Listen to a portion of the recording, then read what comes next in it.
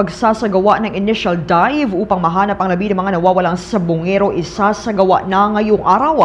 Ang Department of Justice naman pangungunahan ang naturang operasyon, katuwang ang Philippine National Police, Criminal Investigation and Detection Group at Philippine Coast Guard. May mga update dyan si Bombo Grant Hilario.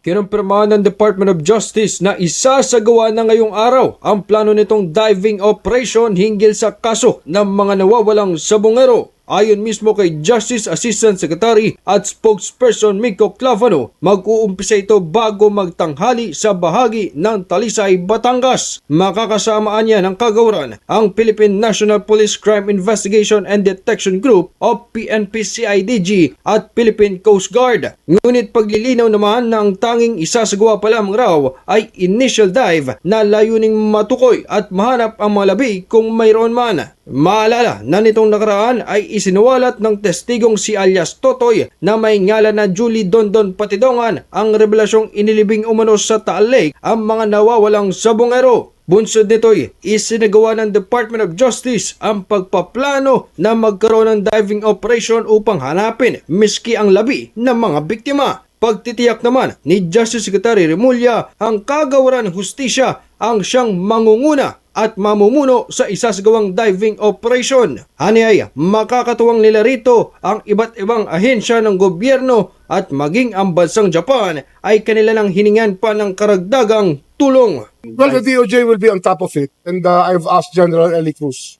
Assistant Secretary, to be in charge of the other auxiliary forces that will be assisting us, such as the Coast Guard and the Navy and the MGB.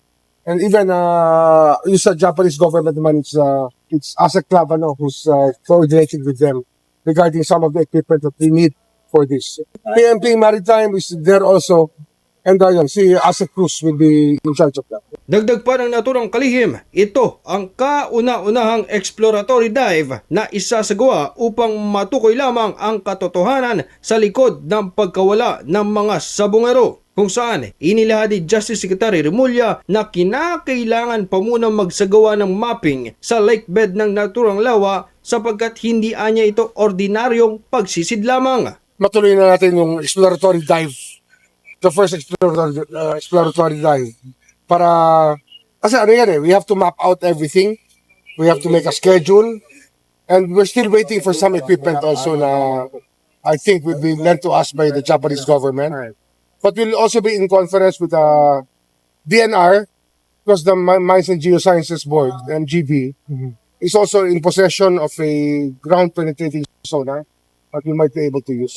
Sa kasalukuyan ay hinihintay pa ng Department of Justice ang kasagutan ng Japan sa kung anong kagamitan ang ipapahiram nito sa bansang Pilipinas. Para sa Bombo Network News, ako si Bombo Grant Hilario, nag-uulat para sa the #1 and most trusted radio network in the country. Bombo Radio Philippines, basta radyo, Bombo! For more news and information, visit our website at www.bomboradio.com. Follow us on Bombo Radio mobile app, Facebook, YouTube, TikTok, and X, formerly Twitter. Like, share, and stay connected. Anytime, anywhere.